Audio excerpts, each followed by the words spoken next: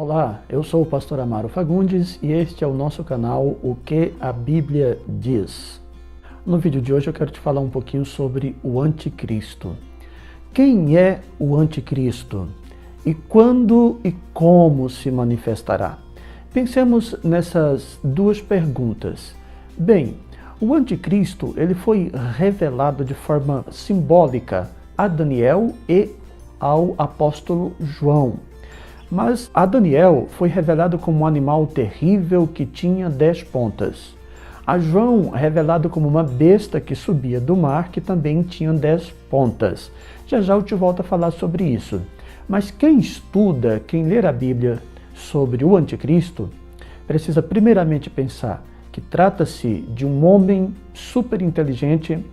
Daniel o chamou de príncipe, de uma pessoa que será governante do mundo, porém personificando Satanás. Olha, o que a Bíblia diz sobre o anticristo?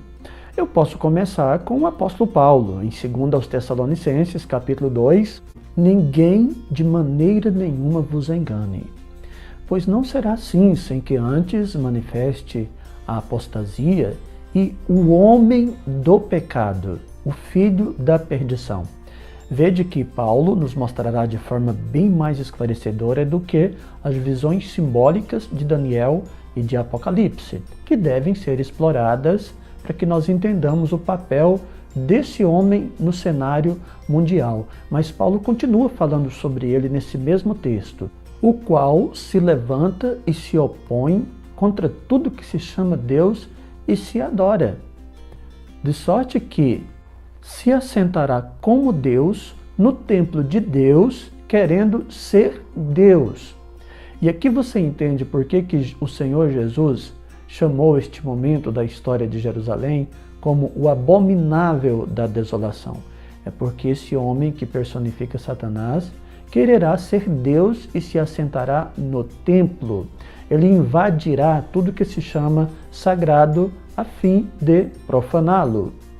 Mas as visões dadas por Deus a Daniel e a João precisam ser exploradas para que entendamos o que este homem fará no cenário mundial. Veja, a Daniel Deus revelou o seguinte no capítulo 7, que na sequência de umas visões que Deus estava dando para Daniel, visões que mostravam animais representativos dos 4 maiores impérios mundiais. Nos versículos 7 e 8, Daniel via um quarto animal, terrível, grandioso, com dentes ferozes que esmagavam tudo que tinha pela frente. E uma coisa curiosa na visão deste animal, do versículo 7 do capítulo 7, é que ele tinha 10 pontas. O que seriam essas 10 pontas? Ora, a Daniel Deus revelou, no versículo de número 8, ali na sequência, que levantou entre as 10 uma ponta pequena. Só que essa ponta, Daniel estava considerando, ela tinha olhos, ela tinha uma boca que falava grandiosamente. Essas palavras registradas por Daniel nos mostra que o que existe ali é apenas um simbolismo. Os chifres, pontas, na Bíblia, significa força, significa poder. É curioso como essa visão Deus a repetirá a João em Patmos, no capítulo 13 de Apocalipse. Versículo 1. João dizia, eu me pus sobre a areia do mar e vi subir do mar uma besta que tinha 10 chifres e 7 cabeças. Sobre as suas cabeças tinham diademas, ou seja, coroas.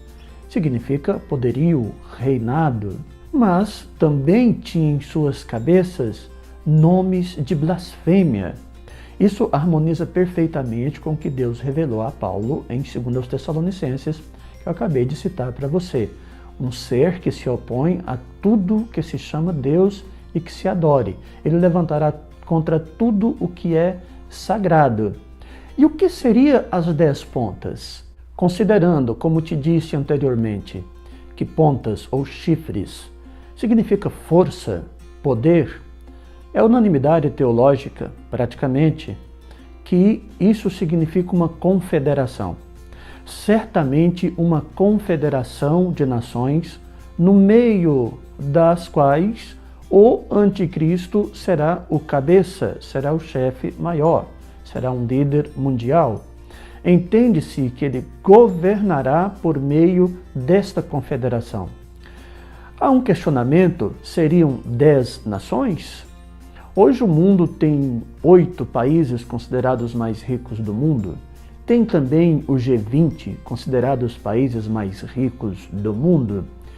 Tem também os grandes blocos. Nós, por exemplo, brasileiros, vivemos em um bloco chamado Mercosul, mas existem muitos outros.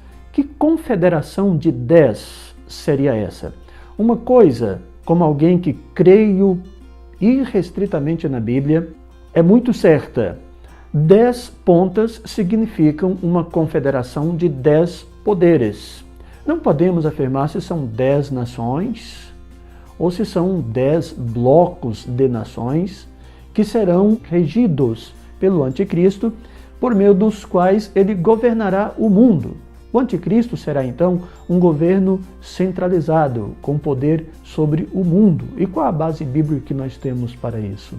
Partindo de um estudo mais detalhado do quarto animal de Daniel, capítulo 7, que acabei de citar, ele é o representante do último dos grandes impérios do mundo, que foi o grego, logo em seguida passando para Roma, uma cultura que invadiu o mundo ao ponto de ser muito conhecido de todos nós, a expressão greco-romano.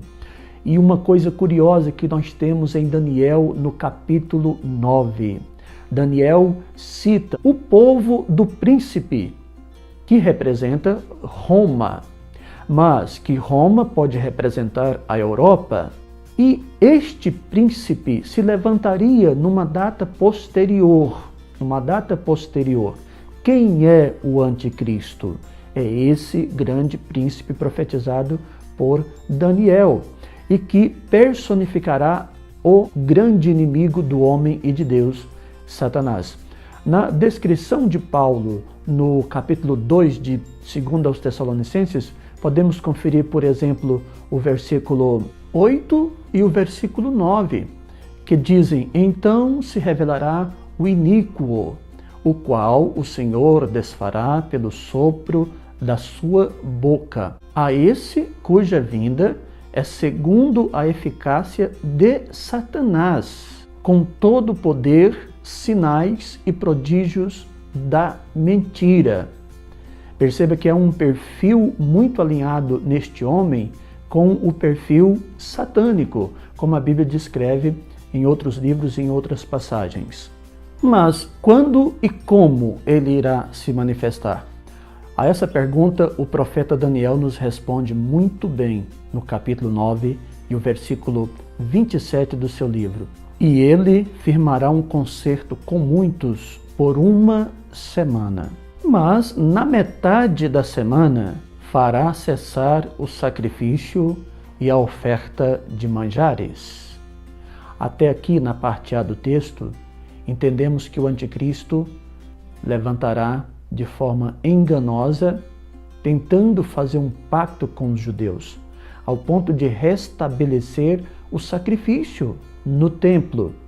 Mas veja que num dado momento ele quebra esta aliança. Este momento será exatamente na metade da semana, embora no capítulo 8 de Daniel fala-nos de 2.300 tardes e manhãs, que dividido por 2 dará 1.150 dias. Parece que o anticristo, em seus ludíbrios e enganos, deixará prevalecer por um pouco mais a prática dos sacrifícios. Mas com a quebra da sua aliança e do seu pacto, a prática dos sacrifícios no templo será encerrada. E o resto do texto continua dizendo assim: e sobre a asa da abominação virá o assolador. Ele mostrará sua verdadeira face. E isso até o fim. E o que está determinado será derramado sobre o assolador. Ele tem um fim já previsto, que foi o mesmo que Paulo diz no capítulo 2 de 2 aos Tessalonicenses, o qual o Senhor desfará com o sopro da sua boca. Mas até que isso não aconteça, ele dominará com todas as suas atrocidades a cidade de Jerusalém e o mundo com todo o seu poder satânico. O seu domínio durará até o dia da grande batalha do Armagedon, o que nós lhes falaremos num vídeo posterior, que será exatamente o final da 70ª semana de Daniel, a semana que está reservada para a grande ira de Deus ser derramada sobre este mundo, a semana da grande tribulação. Você gostou desses esclarecimentos, ainda que sucintos e resumidos? Deixe sua participação, deixe o seu like aí para nós, ficaremos muito felizes com a sua participação e deixe também a sua pergunta e suas ponderações. Um grande abraço, até o próximo vídeo.